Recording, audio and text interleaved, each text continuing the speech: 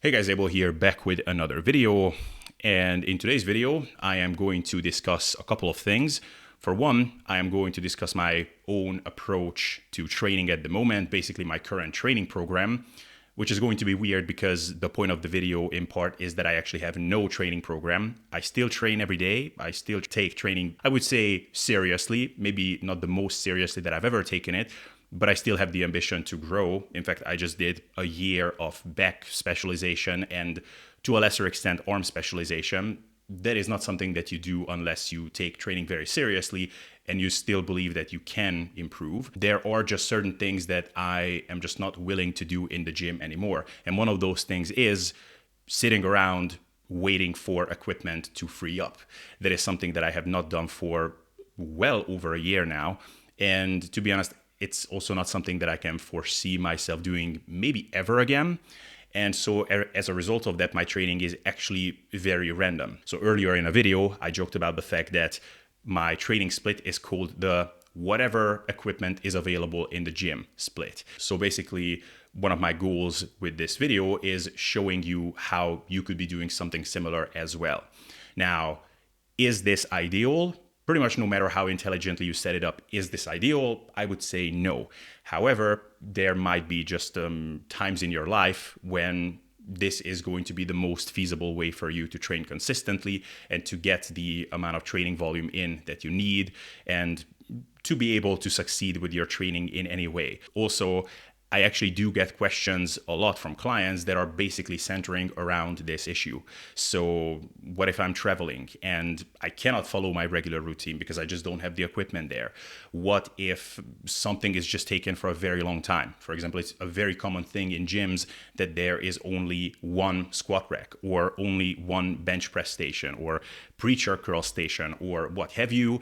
And I only have, let's say, 45 minutes to train. I can't afford to just sit around for 50 minutes because some guy is having his weekly squat session. So he's warming up for 10 minutes and then he's squatting for another 10 minutes. Well, I guess then it would be more than 15 minutes. Actually, it definitely does happen that there is only one squat rack and then there is one power lifter guy in the gym.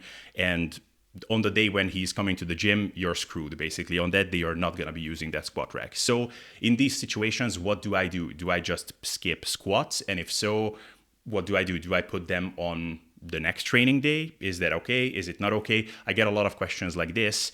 And so even if you're not going to be following some extreme version of this training randomization, like what I'm doing, you might have situations where you do need to change things up. And I think it would be just useful for you to know how you can do that more or less smartly, because being completely random with your training is never good. However, you can be a lot more random than you might have thought and still be successful with your training. I am just going to start kind of from the top down and start with the basics and then kind of get into the depths of basically training randomization in a more intelligent manner. So obviously, we have to start with the fact that the most typical kind of standard way of training and probably the most intelligent, most optimal way of training is that you have as many things standardized as possible. So you're following a set routine with set exercises, set rep ranges, rest periods. All of that is standard and you're basically not changing anything except for the weight on the bar and the number of reps that you're performing.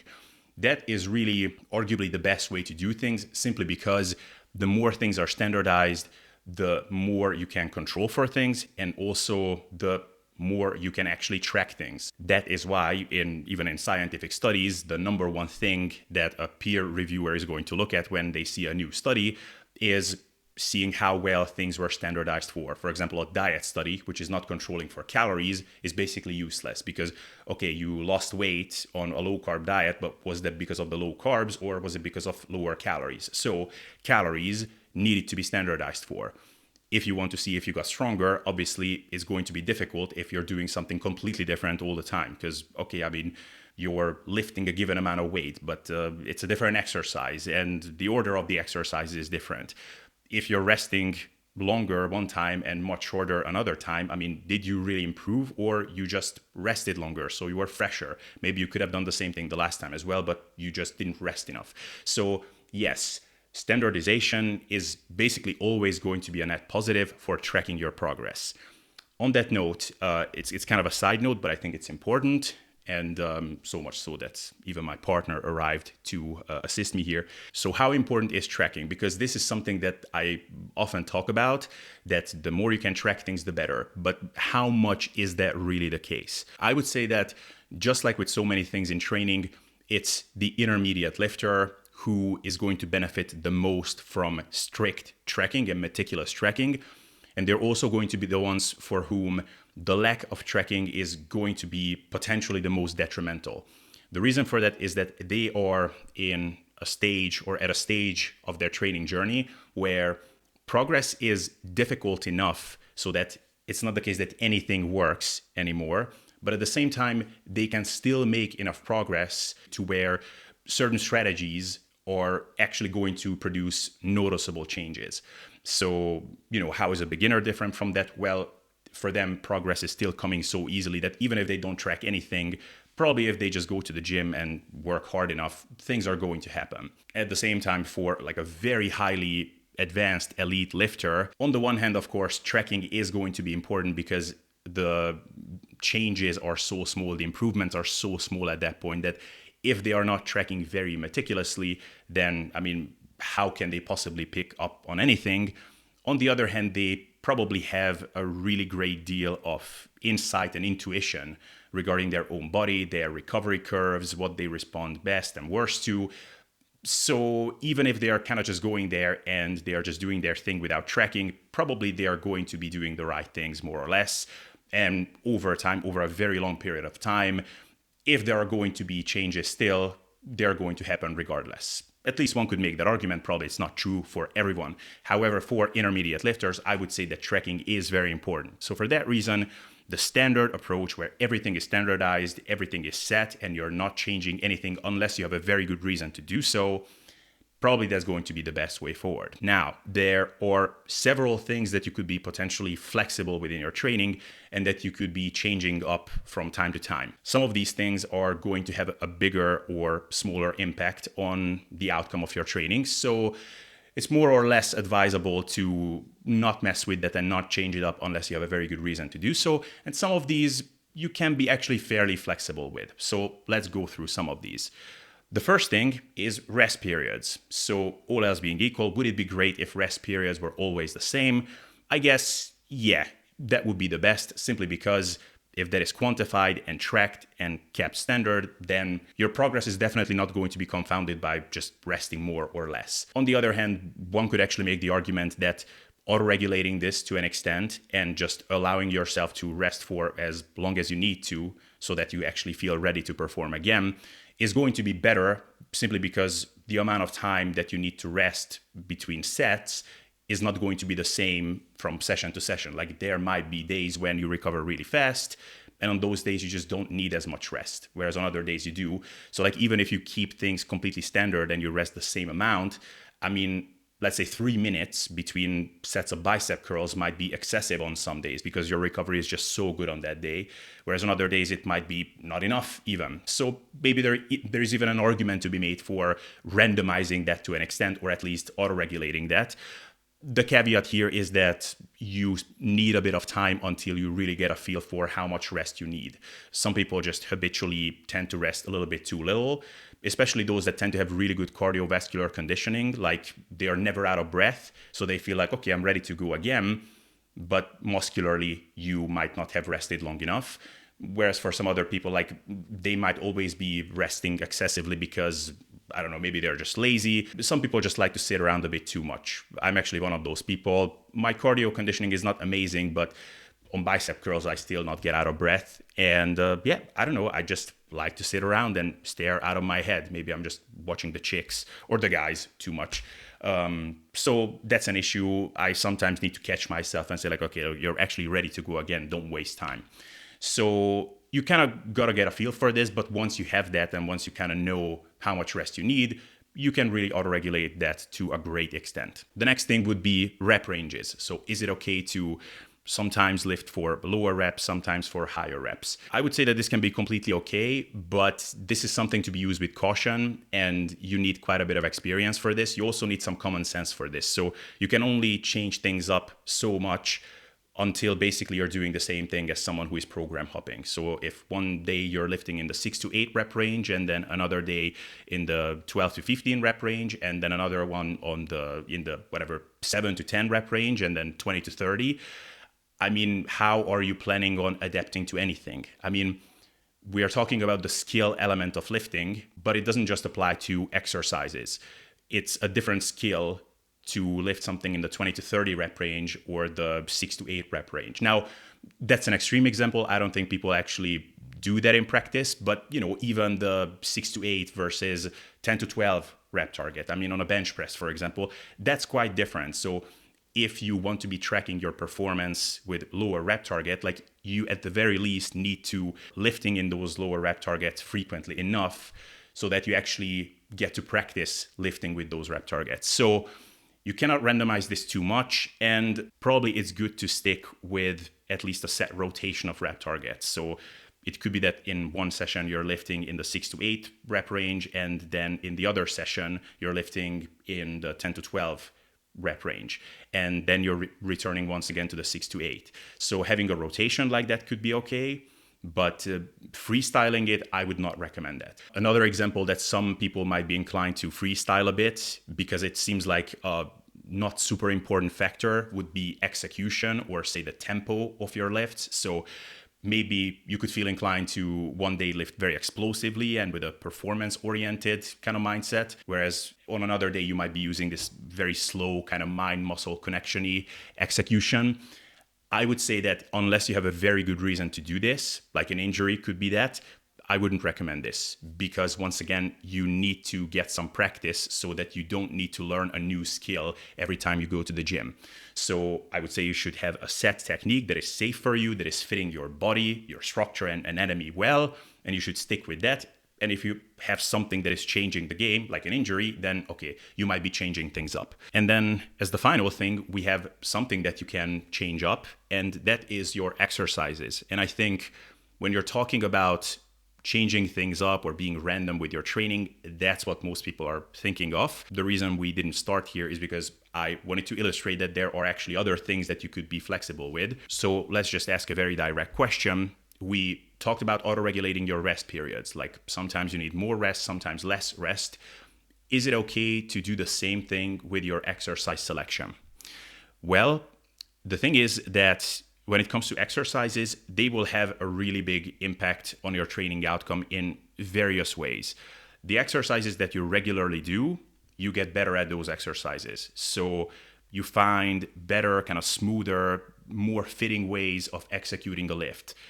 It's not just about learning to execute the lift, period. Like, it's not just about not being wobbly like crazy with the bench press. Even if we are talking about a machine that is very easy to use, like a chest press machine, seemingly there are no two ways of going about it, except there is. Like, you're finding different ways to like set up the seat, the back padding, exactly how you're grabbing the handles. Like, I'm actually using some machines that are seemingly like very rudimentary, not many ways to mess them up, but still I'm using them very differently than I did years ago. So you're always learning new ways to do things better, to improve your performance, to improve how the movement feels. And this is not going to happen if you're being too random about these things. So right off the bat, we just need to establish this, that exercises, all else being equal, are not something that you want to be messing with a lot. There are many, many scenarios where you kind of have to. Again, an injury would be one of those. Another one of those would be traveling. Like, if you're out of your regular routine, like, you need to change things up. But unless you have a good reason, and that good reason could be that you just really, really hate that exercise, that's an issue. At least in my mind, it is. If you don't have that, just for the sake of it, because you think you're missing out on something, I don't think you should. Let's talk about some other aspects of changing up exercises, because changing them up, like actually replacing them, is one way of being flexible with that. And there are ways to do that as well, and we are going to be touching on that in a second. But there are other things that you could be doing with your exercises. For example, changing up the order of the exercises. With that, we have multiple levels once again. So you can change the order of your exercises up within one session. So, okay, I have these set lifts that I do in this session, but am I going to be doing the bench press as the first exercise or as the third or fourth? Is that going to be really impactful? We can talk about that. We can also talk about actually moving exercises between training sessions. So normally I do bench presses on Monday, like you're supposed to, right? Or I can do it on Tuesday because maybe the bench press station was taken all the time. There is only one in my gym, so I did it on Tuesday instead. What is the significance of that? So we can talk about multiple things here. I would say that not all exercises are the same here. So some lifts, you can pretty much just move around more or less guilt-free. Of course, everything will have some sort of an impact because everything matters at the end of the day to some extent, but some things just matter more than others. The most guilt-free exercise order changes that you can apply are going to be with isolation lifts, and within that, isolation lifts that don't have a big stretch component.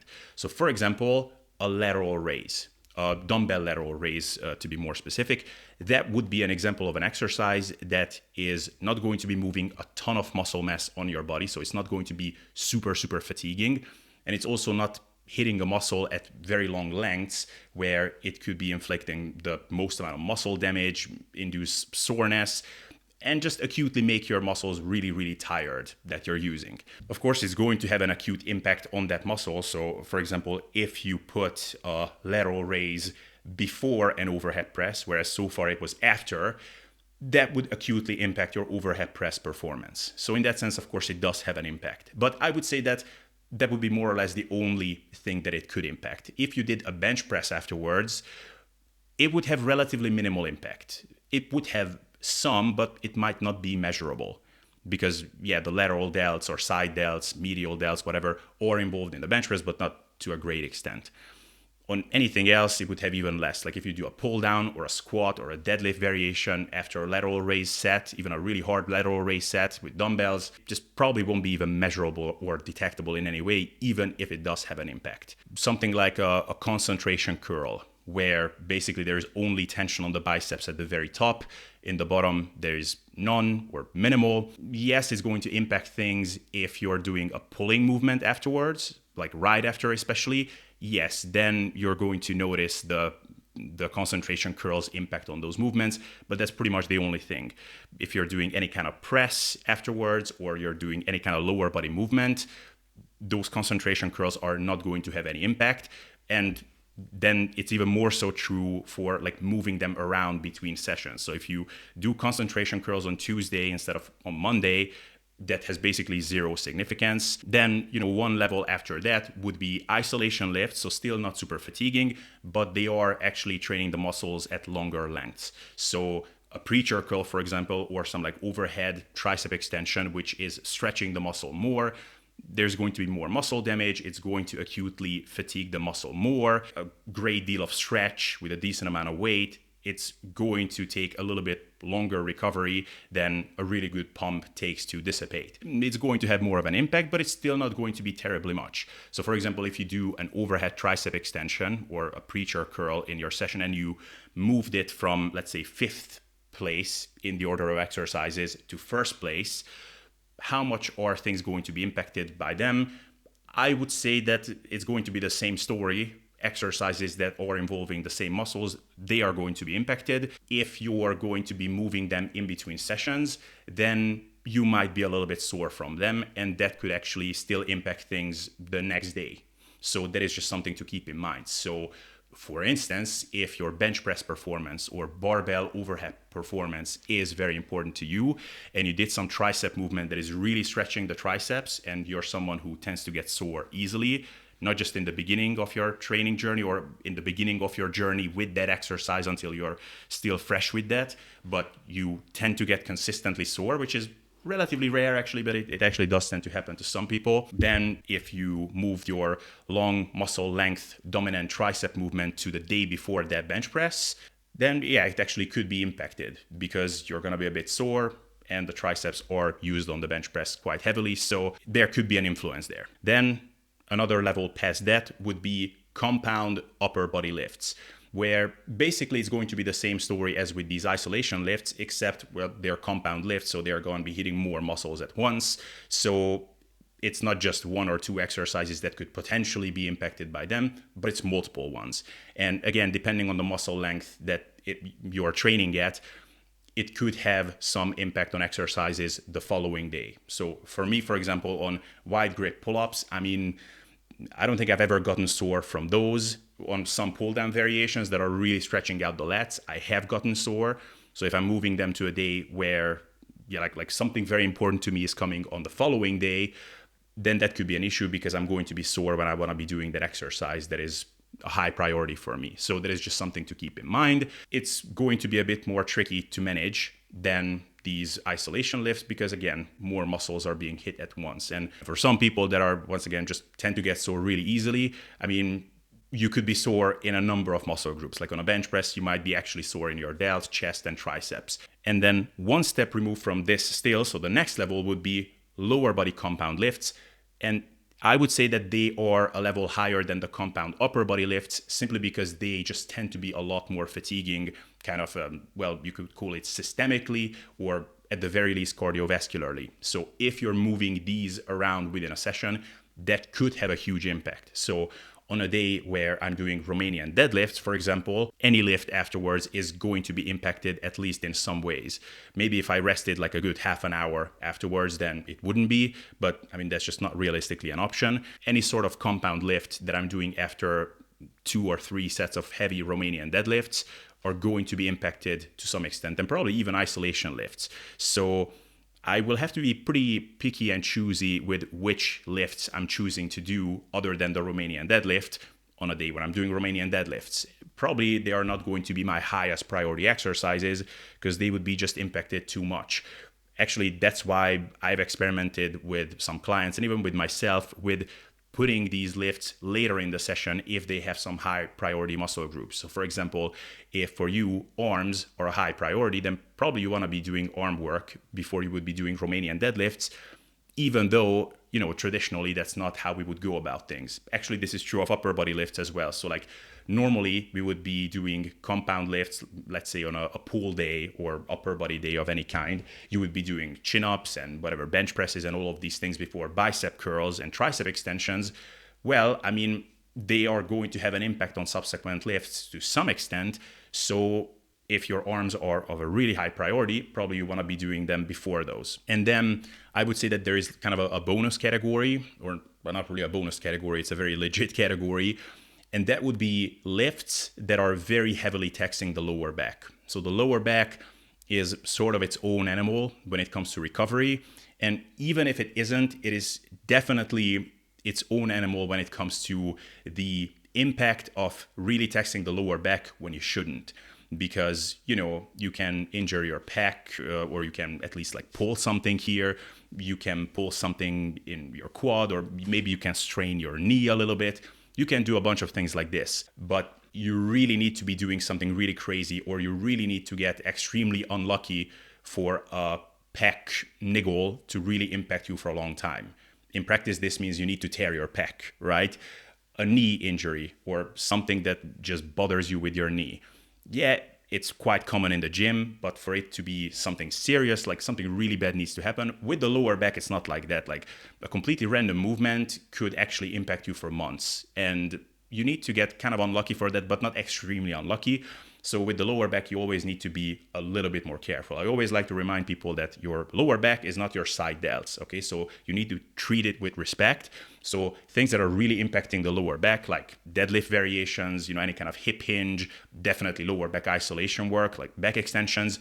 With these things, you really cannot be too flexible, or you can only be so flexible. So can you move them around in the session? Well, maybe you can if you're not doing anything afterwards that is also impacting the lower back.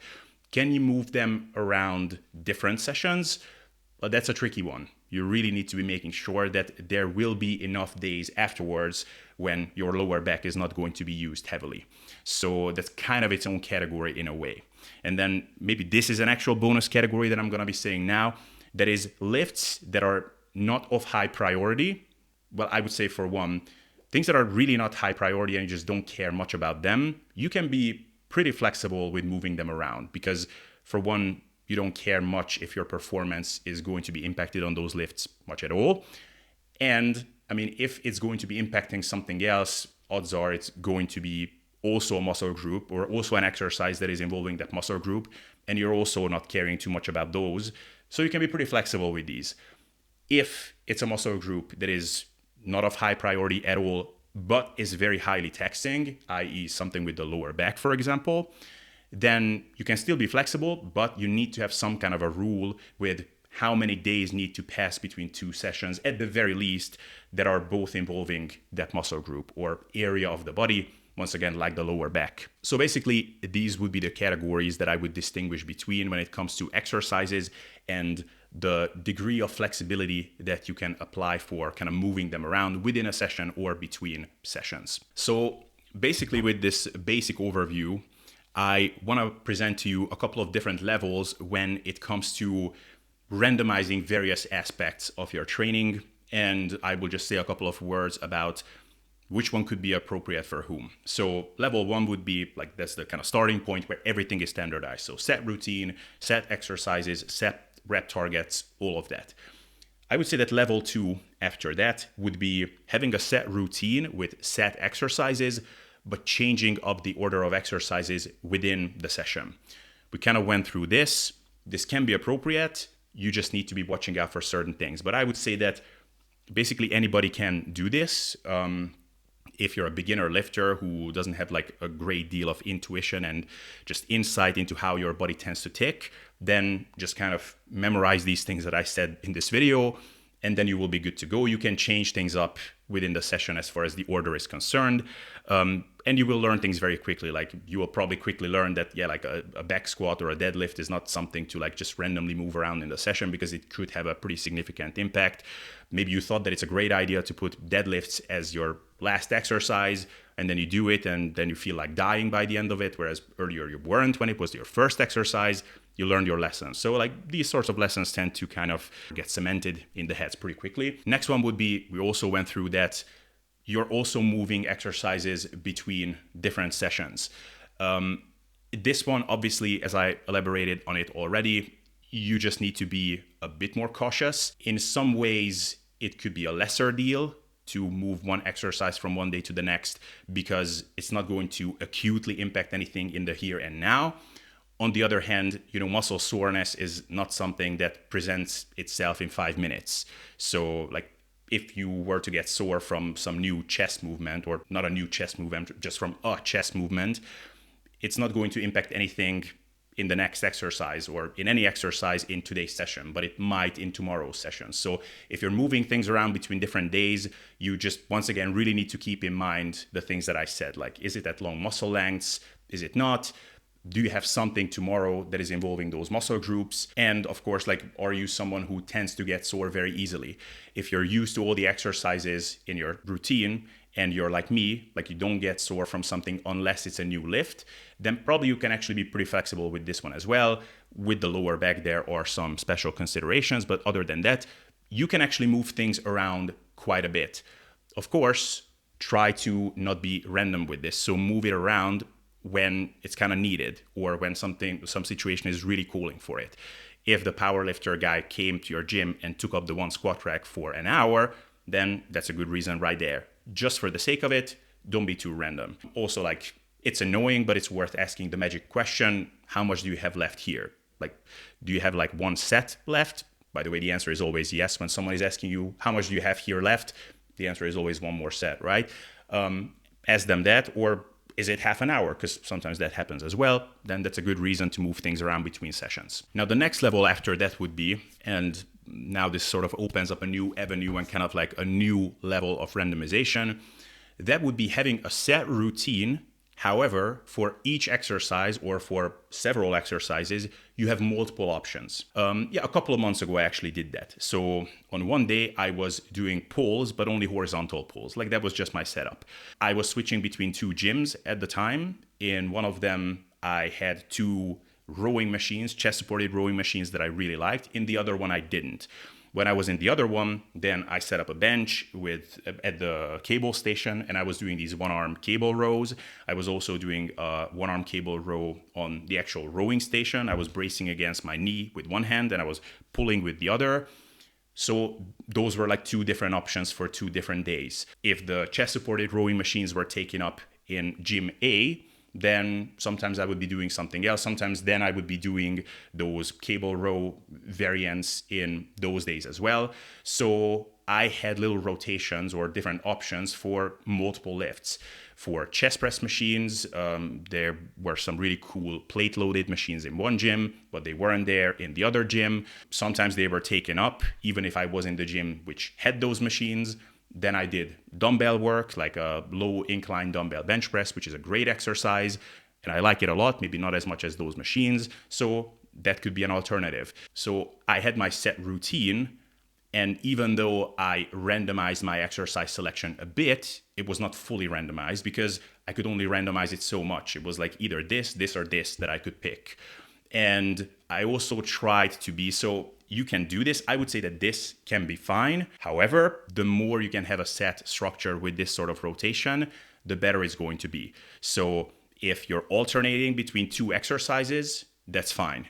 If sometimes you're doing 3 sessions in a row with exercise A, and then 1 with exercise B, and then 2 with exercise A, and 4 with exercise B, and it's just all over the place, I mean, it's still better than being completely random and having like 10 different lifts that you're alternating in between, in which case you would actually have to be like very, very creative, or you would need to have the best gym in existence. It's still not great. Like, the more you can have set rotations and set schedules with things, the better it's going to be, because once again, trackability, especially for intermediate lifters, is going to be very important. Okay, as you can see, the camera angle changed a little bit. It actually works a lot better than the previous one. So one thing that I wanted to add to this point still is that with some things, just like with the ordering of exercises, this will have bigger or smaller consequences. So the more technical a lift is, the longer it takes for people to truly master it, and simply the lack of highly proficient execution is going to negatively impact your performance, the more detrimental it's going to be very random with what exercises you're picking. So if you're switching out the squat variant that you're using, that is going to have a pretty big impact. Like if you're switching between Zercher squats and back squats and front squats, I mean, that is going to have a big impact because those are very technical lifts. And until you really learn to execute them properly, like you can push yourself like half as fast as you could otherwise. So it's going to be like half as stimulative, probably not half as stimulative, but not as stimulative as it could be. With a bicep curl, I mean, sure, you are going to master even a preacher curl more and more. A smart preacher curl, not the let's tear the biceps preacher curl. Note that I showed it with one arm, right? Still, I mean, at the end of the day, elbow flexion, it's a fairly simple movement. So is it going to matter a ton whether you're doing that or some kind of a cable curl? It's going to have some impact, but not nearly as much as switching between different squat variants. And I think we can sort of intuitively all feel that. So to move on to the next level, and this is not like a full level removed from the previous one, but maybe like half a level, is having certain parts or like one part of your routine fixed and set in stone, and then kind of freestyling another. Maybe you have your high priority muscle groups and the exercises for that are set in stone and standardized, always the same. The ordering of them is the same within a session and in between sessions. But then there are other ones that you just don't care much for, like your calves and even just your whole lower body if you're a guy, or maybe the other way around if you're a woman. Those ones you can just freestyle a lot more and randomize a lot more. This can be completely okay, I would say, if you're paying attention to how these unimportant muscle groups are potentially still impacting the important ones. So if there's some big overlap or something that could mess with your performance on these high priority exercises for the high priority muscle groups, then, watch out for that. Otherwise, this could be totally appropriate, I would say, for pretty much anybody. Let me tell you about the rotation that I followed a couple of months back, because at the time, I honestly thought that this is like the future, like the next level of intelligent programming. And what I did is I basically had a rotation for different parts of my program, like independently. The rotation was set, but they were kind of moving independently. So it was not like, okay, I have session A or like version 1 of this particular training session, and in this one I'm going to be doing a barbell bench press and a chest supported row and the preacher curl, and then in version 2 I'm going to be doing a chest press machine instead of the barbell bench press, and instead of the preacher curl I'm going to be doing like a concentration curl, and instead of the chest supported row I'm going to be doing a bent over row. No, it was more like, so in version 1 for the horizontal press, it's going to be a barbell bench press. In version 2, it's going to be a chest press machine. And in version 3, it's going to be a dumbbell bench press. Let's say for the row, I didn't have 3 different versions, but 4. So let's say one time it was a chest supported row, then it was a bent over row, then it was a dumbbell row, then it was a cable row. And so I rotated those 4. And so you can see that it's not going to be lining up perfectly because in one case I'm rotating 3, in the other I'm rotating 4. So basically those were like moving independently of one another. So basically in a lot of the cases, my sessions did not look identical at all for weeks. And so actually I had it for a number of lifts. I definitely did this with my pulls. So I had a horizontal pull day. I had a vertical narrow pull day. I had a vertical wide pull day. And I'm not sure if I had anything else for those.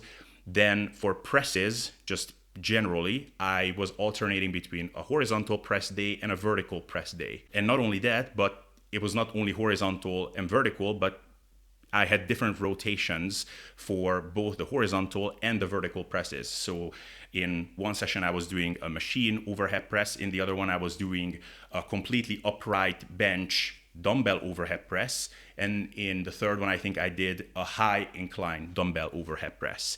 So, I mean, it's a lot of different versions. So it was randomized quite a bit, which I think at my training age was actually pretty good, simply because I really don't want to be running into any kind of overuse injury kind of issue. Also, I don't do deloads. So it's good if things are switched up enough so that I'm really not running into these overuse injury issues. And so basically different parts of my routine were rotated so much that I had to go for a really long time until I had the identical same exact session set up. I don't think that this is the future of intelligent programming anymore, simply because I think that's not good. I think you should have the identical session at least frequently enough to where you can like really compare apples to apples and not apples with, I don't know, like oranges. Just kidding. But yeah, so that's how I used to do things. This is an option, something to consider. Probably not ideal, but I also don't think it's the worst thing in the world. So in my mind, this could be something that would be a somewhat randomized, but still in some ways structured way of being very flexible with your training. However, it's not as flexible as the next level that I'm going to be talking about now, because that would actually be going to the gym, looking around, seeing what's available, and based on that, picking what you're going to be doing. And to be honest, that's more or less what I'm doing at the moment. How can this be possibly okay? Well, in some ways, it's not okay. So it's definitely going to have a number of downsides. Tracking is going to be possible to a much smaller extent. That is not going to be great for ensuring progress. For me, it's not as big of an issue because changes are going to be small either way. If there are going to be any, I think there are going to be some, but they're going to be over a long period of time. For you, if you're an intermediate lifter, it's going to be a bigger deal. However, if you're in a situation where you need to resort to this, there are certain things that you can do to make sure that it's not as suboptimal as it otherwise would be or could be. The first thing I want to say about this is that if you're going to be doing this, it really helps and makes your life a lot easier if you're well accustomed to higher frequency training, or basically just doing full body sessions, or if not full body sessions, just training all the muscle groups in a session that you're interested in training. Maybe the lower back is an exception. In fact, that should be an exception. But it's good if you're used to not having just upper body days or just lower body days or just push days or just pull days, but you're just used to having the routine of like, okay, I go to the gym 3 times a week or 4 or 7.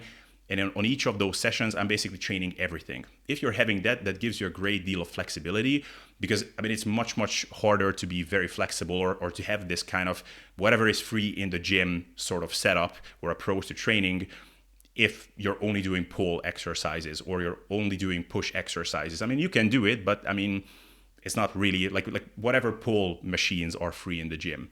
It's less flexibility. I want all the flexibility in my life at the moment because I really don't want to be waiting around for anything. So it greatly helps me that like I'm actually used to training everything every day if that needs to happen. It's something that you're going to get used to. You really can get used to it. It may take a bit more time to some people, but once you're in that position, it gives you a lot of freedom simply because it's very hard for you to do something that is really going to screw things up for the following session or even for that same session. For that same session more so. But for example, like normally I would really have to think hard whether I'm going to be doing some kind of a horizontal press today, if tomorrow I want to do some kind of an overhead pressing movement, which is important to me. Now at this point, because I'm always doing a horizontal press, it's not that big of an issue because, well, yeah, it's going to be impacted, but it's always impacted because I'm always doing a horizontal press. So I'm accustomed to this. So with these things, I don't need to be stressing nearly as much. Another thing that's going to help you greatly, or I would say that this is actually very important, if you're not training daily or if maybe your schedule is changing as well, it's important that you have certain rules about how many days need to pass between both doing the same lift, I would say especially that, but also training the same muscle group. Again, if you're accustomed to high frequency training, that's not so much of a consideration. For me, that's not, for example. But for the same lift, my general rule of thumb is at the very least 2 days off, ideally more like 3. So if 3 full days have passed, then I'm very comfortable doing the same exercise again, even on like higher risk exercises. With Romanian deadlifts, I'm a little bit more cautious, but a hack squat, I could easily do. A back squat, I would very comfortably do. Overhead presses, barbell bench press, dumbbell bench press, all of these I would be very, very comfortable doing if 3 full days have passed since I last did that exercise. So I would say you should have some kind of a rule like this. I think that this 3-day rule is great. I would stick with that. If you found something else based on your experience to be more appropriate for you, then great, go with that. But keep an eye on that. So what I'm doing personally is I open up my phone, I use FitNotes. It's a free app. I don't know if it's available for iOS, for Android. It definitely is, because that's what I use. And I basically just go back in my training log and I just check out like when was the last time I did this lift. If I see that it was like yesterday or the day before yesterday, then I know I'm not doing that lift, but I can pick basically any other that are going to be hitting this muscle group. Maybe I'm also going to be watching out for, like, especially if I'm going to be doing some like really high stretch component type chest exercise, for example. I'm going to be taking a look at like, did I do something yesterday that could kind of induce or leave some lingering muscle damage, even if I don't notice it, even if I'm not sore, maybe it's there. So then maybe I'm not going to be doing that today, this other really high stretch component type chest exercise. If not, then okay, I can go for it. So I will be looking out for that as well. And then once again, lower back. So that is definitely a big thing. If I did back extensions for my lower back with a good amount of spinal flexion and extension, I'm not going to be doing heavy RDLs today. No way. But probably I'm going to be feeling that in my back anyway. So it wouldn't even occur to me to do it. Another thing is, of course, that you're actually still logging things. So maybe that would be like the final stage of being completely freestyly with the whole thing, when you're not even tracking anything. Spoiler alert, I'm not gonna go into this in depth, but I think like very, very highly experienced lifters, i.e. lifters that are basically not gonna improve much anyway, no matter what they do, yeah, you can just not track your lifts and you can just go there, work hard, get a good pump, whatever, or, like take it very seriously. But yeah, you don't necessarily need to track it. Or maybe you are still improving, but you have like a sixth sense for how your body ticks. Okay, great. You don't need to do it. If you're a ranked beginner, you're going to be growing a lot no matter what. Also don't need to. If you're an intermediate, late stage intermediate, kind of in this zone, definitely do track it. And from that, basically, it follows that you can have this whatever is free in the gym kind of setup, but have a cap on the number of exercises that you can pick in between. So like, it shouldn't be all the chest machines or chest exercises that you could possibly do in your gym. Like at least have like 3, 4, or something like that. And realistically, like, do you really need any more options than that? I mean, maybe 2 are going to be taken in your gym, but 3, I mean, statistically, it's not that likely. 4, and even if all 4 are taken, then just do something else. Like, be accustomed to these full body sessions. and then you can just do like a lat pull down instead, or something that is not taken. That's the beauty of this kind of setup. If you don't have fit notes, like it is important that you can just keep track on like when you did certain things, how many days have passed, like is it appropriate for you once again to do this lift. If you don't have fit notes, then just have a spreadsheet, maybe like have all the exercises that you intend on doing like listed below one another. That's on the y-axis, right? Or there's the y-axis, right? Then on the x-axis, so the horizontal line, just have like dates written up, and like when you did an exercise, just put like a yellow like mark there so you can easily recognize it. Just write down your performance, like okay, 100 times like 10, 9, 7. So you did 10 reps, 9 reps, 7 reps with 100 pounds or kilos or whatever. And that's how you go. So you will always see like when can you do a certain exercise once again. These ones are like more lower back taxing. So, okay, has it been at least 3 days or something? Then I can hit my lower back hard once again. So just keep an eye on that. And of course, track your performance. So you don't need to like turn into complete decadence with this whole thing that like, okay, I am being a bit random with something, so it means that like all bets are off. So I don't even track anything. It's not even worth trying having at least some structure. Like realistically, you probably don't need to resort to this kind of thing. You can still have some rotation, some structure, like some organization. You can just kind of ease up certain structures in your training, and I think it can still be appropriate. So yeah, I think actually got to get ready for my date night or whatever, like with my wife. I'm not actually dating, but I'm going to be cutting it short here. But that is basically the conclusion. Like, I think that you can be quite flexible with your training.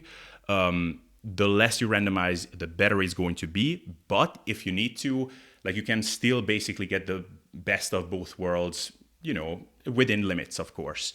There's no magic. So there's no magical scenario in which tracking doesn't matter, in which structure and standardization doesn't benefit you, because generally it will benefit you. But, you know, for someone like me, for example, I would either do this, what I explained to you here, or I'm not going to be going to the gym as consistently, because again, like there was a time in my life where I was visualizing the lift that I was going to do that day. And like, I was looking forward to that chest press machine set. Cause like, am I going to hit a new PR? Is it going to happen? Like what can I achieve this week and this month, this year? It was an exciting, awesome time regarding training. And during those times, if I needed to, I would have waited for an hour for a certain piece of equipment. It's not that time anymore. And it's all good. It means that some strategy like this is going to be more appropriate. Probably a lot of you are not there, but there might be just like brief periods where this is going to happen. So hopefully this gave you some kind of insight into like how you could pull this off without shooting yourself in the foot a lot. If it helped, then let me know. If it didn't help, also let me know, you know, how could I have spoken more sense to you? Yeah, I guess otherwise I will see you in the next video.